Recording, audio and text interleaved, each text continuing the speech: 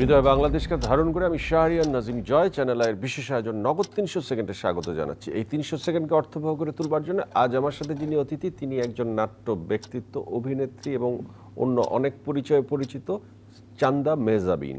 একসময় আপনার নাটক আমরা খুব মন দিয়ে দেখতাম, আপনি অভিনয় করলে সেটি আসলে খুব ব্যাপকভাবে প্রশংসিত হতো, কিন্তু এখন আপনি একদম অনিয়মিত, অভিনয় করেনই না বলা যায়। অভিনয় ছেড়ে দিলেন কেন, না অভিনয় আপনাকে ছেড়ে দিল? এক কথায় যদি বলা যায় তাহলে বলবো পাপি পেট কা সওয়াল হে। আমি যখন অভিনয় করতাম বিটিভিতে, আমরা সারাদিন কাজ করার পরে পারিশ্রমিক পেতাম ৩০০ টাকা। ৩০০ টাকায় তার সংসার চলে না, তো সেই জন্যই বলতে পারি যে আমি অভিনয় থেকে সরে আসলাম। সংসার চালানো যেত না বলি আপনি অভিনয় থেকে ছেড়ে দিয়েছেন, কিন্তু আসলে তো অনেকেই আছে যারা সংসার চালিয়ে না চালিয়েও অভিনয়টাকে ভালোবেসে অভিনয়ের সাথে লেগেছিল, কিন্তু আপনি সেই ভালোবাসাটা অভিনয়ের প্রতি দেখাতে পারেননি। তুমি যদি সেই অর্থে যদি বলো তাহলে বলবো হয়তো অভিনয়ের প্রতি আমার সেই ভালোবাসাটা ততটা তীব্র ছিল না। আপনি মানুষকে ইন্সপায়ার্ড করেন, হাল ছেড়ো না বন্ধু, সমসাময়িক অনেক ঘটনা, অনেক ভিডিওস আপনি সামনে এনে মানুষকে হাল না ছাড়ার কথা বলেন। এই যে হাল না ছাড়তে বলেন, আপনার কথা মানুষ শোনে? কেউ শুনবে কি শুনবে না সেটা তো আমি জোর করে পারবো না, তাই না? আমি এটা করি, এটা আমার নৈতিক দায়িত্ব মনে করি। যেহেতু জীবনে আমি অনেক আপস অ্যান্ড ডাউনস দেখেছি, অনেক সাফল্যের টপ লেভেলে গিয়েছি, আবার ওখান থেকে পড়েছি, আবার একটা স্থিতি জায়গায় এসেছি। ঠিক আপস অ্যান্ড ডাউনস থেকে আমি এটুকু বুঝেছি যে জীবনের হালটা শক্ত করে ধরে থাকলে উতরে যাওয়া যায় যত সমস্যায় আসুক না কেন। ওইখান থেকে নিয়েই কিন্তু আমি আমার জীবনলব্ধ অভিজ্ঞতা শেয়ার করি। যাদেরকে আপনি বোঝাতে চান তারা কারা? বেসিক্যালি আমি এই প্রজন্মকে উদ্দেশ্য করে বলি। এই প্রজন্মের সবচেয়ে বড় সমস্যা কি? এই প্রজন্মের আমার চোখে হচ্ছে ওরা অতিরিক্ত রেস্টলেস, ধৈর্য কম। আবার সেটা না, ওদেরকে আমি খুব একটা দোষ দিই না। আমি বলবো যে সত্যিকারের যে গাইডেন্স বলতে আমরা যেটা বোঝাই, যেটা আমরা ছোটবেলা থেকে পেয়ে আসি, এটা এই মুহূর্তে সেই গাইডেন্সটাও একটু অভাব রয়েছে। বিভিন্ন চড়াই উতরাই পার করে আপনি জীবনকে দেখেছেন, আবার এখন আপনি যেমন হয়েছেন, আপনি কি আগে তেমন ছিলেন? লোকে বলে আমি আগে থেকেই নাকি এরকম ছিলাম, কিন্তু আমি এখন যেরকম একেবারে ব্রত হিসেবে এটা নিয়েছি, সেটা কিন্তু আমি কখনো তখন ছিলাম না। তখন তো আমি নিজের কাজ, নিজেকে আগে দাঁড়াতে হবে, সংসারকে চালাতে হবে, বাচ্চা মানুষ করতে হবে, এইসব জিনিস। যেহেতু আমার হাজব্যান্ড ফুটবলার, পরপর 3বার ওর পায়ে অপারেশন হওয়ার পর মোটামুটি ও ফুটবল থেকে সরে আসলো, তখন ওই জোয়ালটা তো কাঁধে নিতে হলো।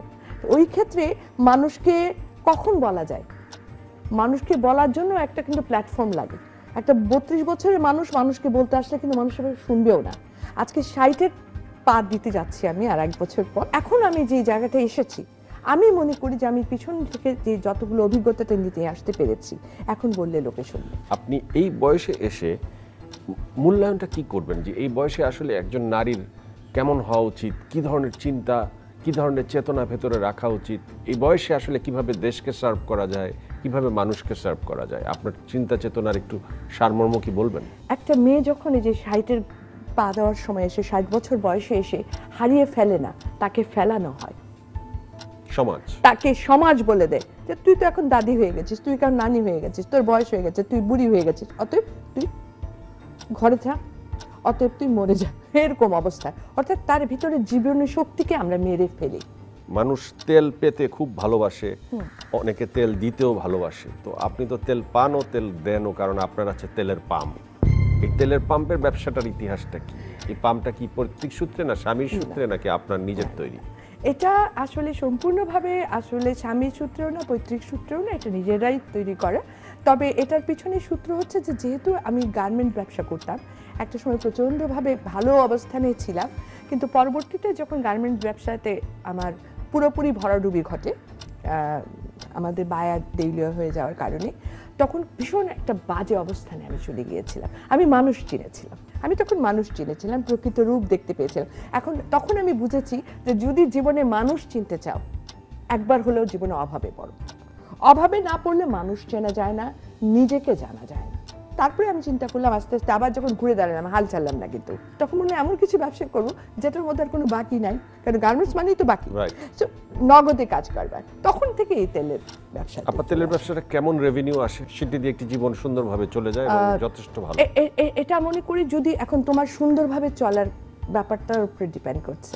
ওকে, তুমি যদি এখন মনে করো তুমি কিন্তু একটা 4 চাকার নর্মাল একটা গাড়িতে হ্যাপি থাকতে পারো, আবার এমনও হতে পারে তুমি অসম্ভব বড় নাম করা ব্র্যান্ড ছাড়া হ্যাপি নাও হইতে পারো। সো সেটাই তোমার চাহিদার উপর ডিপেন্ড করছে।